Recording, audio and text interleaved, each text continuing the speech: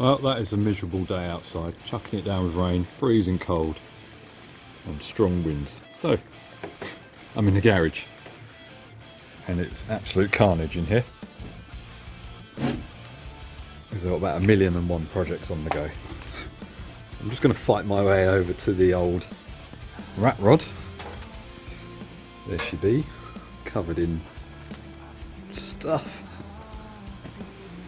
But I thought I'd bring you up to speed on this, as I haven't been filming. I've had the car about 8 years and didn't film anything, didn't think to, and only recently started getting into filming everything I'm doing. So thought I'd bring you guys up to speed. So we'll just have a little sit down, have a little chat about it. I'll say I bought it about 8 years ago, something like that, 9 years ago, and it was a completed car, you know, that was driving around to shows and things. I'll put some pictures up of what it used to look like. See, it had different wheels and tyres and wheel arches on there and interior and all sorts of different stuff. And the intention all along was always to put my own touch on it, and one of the major things that I wanted to do was put air suspension on so that I could, you know, drop it on its arse. And you know, there was other things that I wanted to do as well, but I had to get it running first because I bought it as a non-runner. But it's only got the Rover 3.5 litre V8 engine in, which is relatively easy to work on. And it turned out that it had a faulty distributor that was causing it not to basically run. It had spark, but it was intermittent and all sorts. It was doing weird stuff. So we put a brand new distributor on there, cat rotor arm, leads, the whole lot, spark plugs. Basically went through the entire ignition system, coil, all new, got it up and running. And it was absolutely perfect, run really nice. And I fitted an Edelbrock intake and carb as well at the same time, because it did have SU carburetors, which well, they're just a pain.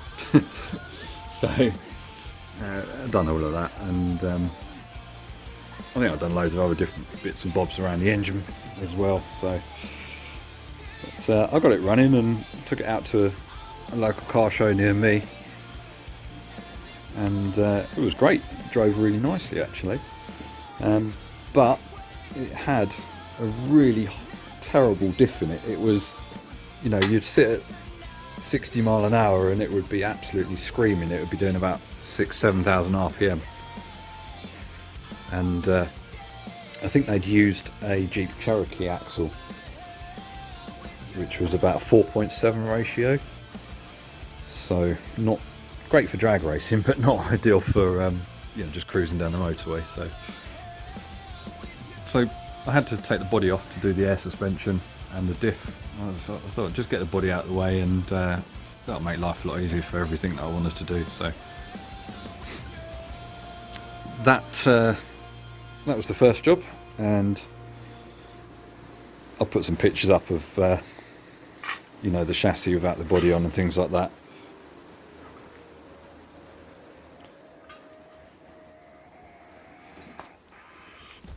And basically I set about doing all the sort of, you know, modifications. Again, I'll put some pictures up of, you know, fitting the air ride kit. It's basically not a kit, it's completely fabricated from scratch using, you know, bits that you sort of you measure and go, right, well, I need that bag and I need to make a bracket and this, that and the other. Custom built 4-link suspension kit, and it's now running a Volvo rear axle, which nice and strong, and is a 3.7 ratio. And I fitted all new brakes, Volvo brakes, made all new brake lines, had to, while the body was off, ran all the air lines down the chassis, had to drill all holes and put grommets in. New brake lines down the chassis, and also sort of took the opportunity to sort all the wiring out. So basically the loom that was in there was good, but it was a bit of a jumble, so you know, getting that all sorted as well. And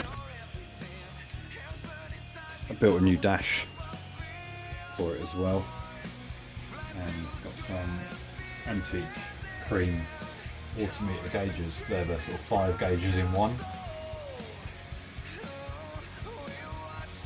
And got those hooked up with all the sensors and everything that come with them.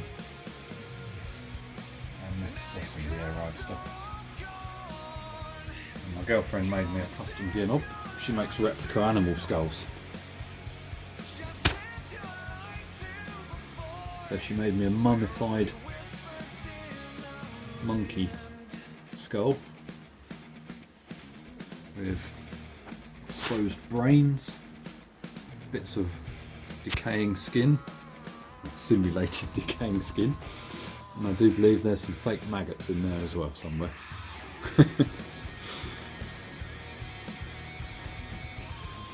So I'm currently in the process of making a front bench seat, then I'll be making the rear floor section. Basically, because we had to cut the original floor out, I say original, I don't think it was original, to make the 4-link and everything and all the air suspension. The new floor is going to be sort of a lot higher, raised up.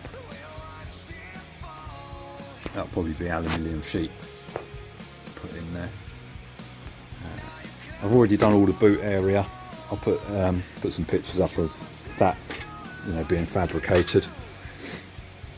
Yeah, underneath this slatting, which used to be an old garden seat, there's the fuel tank under there, and it's a completely sealed boot area. There's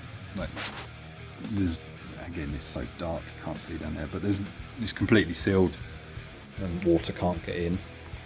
And as I build all the floor around, again, everything's going to be completely sealed. So, and it'll all be attached to the body, so that I'll do it in such a way that if you want to take the body off in future, you just undo those 6 bolts, disconnect some pipes and wires, and the body will all come off, and the floor and everything will all come off with the body, and you'll just be left with the chassis again.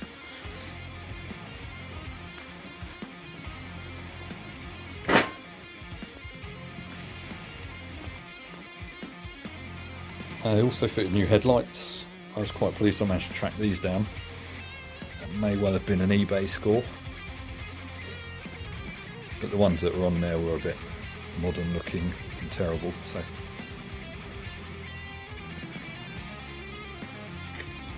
these little beauties look absolutely spot on and work perfectly as well. Jobs to do. The never-ending project. I've had it 8 years, and the reason it took so long is because I'm self-employed, and anyone who is self-employed knows that you end up working way more hours than you do if you're employed, and you're in control of earning your own money, so you know you're quite devoted to working, putting the hours in, which doesn't leave much time for projects. But as the business has been growing and you know, expanding, I've been able to sort of streamline things and sneak a little bit more time into doing projects, and it helps now that we've got the space, even though it is full of stuff. So I can actually spend a little bit more time on this now, and hence filming it and bringing you guys along to show you what I'm doing, and hopefully it'll be interesting or just comedy value. So next thing's building the floor, building the seat, finishing those off, and I've got to fit new like the kingpin bushers on the front. One side is a bit knackered, but I think I'm just going to fit new. You can buy all new MGB front complete hubs, all new bushes, and I'm going to be changing out the airbags in the front because they're not really powerful enough to sort of, they can lift it, but you have to, you know, put them on at both at the same time, because I think the weight limits on these is like £800 per bag, but it does struggle, and it ends up meaning that you end up running quite high pressure in the bag, which is going to make it a little bit harsh.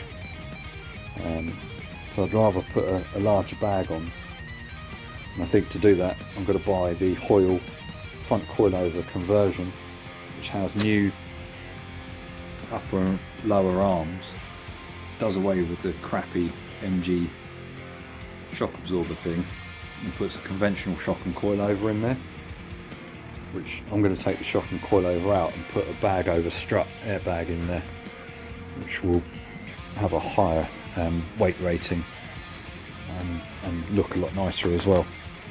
So that's one of the major things I'm going to be doing. The roof chop, we cut the roof off, and I've still got to cut the doors. Now I've got to put a sort of 1-inch section in here at the front and also at the back, just to get everything to line up, and then we can get the metal glue gun out and stick the roof back on. I think there's loads of other little things I've been doing, like I think I did a water pump and alternator and had to make various bracketry up. I put a round fan switch in. Yeah, it's had loads of little things doing. I've still got to mount things like the oil sensor. I've got a remote kit for it because it was on various things, but it's so close here with the steering arm, you know, the column and the exhaust and the thingy, the remote oil filter bracket, everything's kind of has to be remote mounted just to put it in somewhere where there is space. So there's a few little odds and ends to do, but she does, like I say, I take her out and drive her up and down the driveway just to, you know, keep her running and use it. You know, cars don't like sitting, do they? Especially aluminium blocked Rover V8s. So when the weather's slightly better, she comes out and gets started up and run about for a little bit. That's it for now. I shall film as I go from now on and bring you guys with me. So I'll catch you on the next video. Cheers, bye.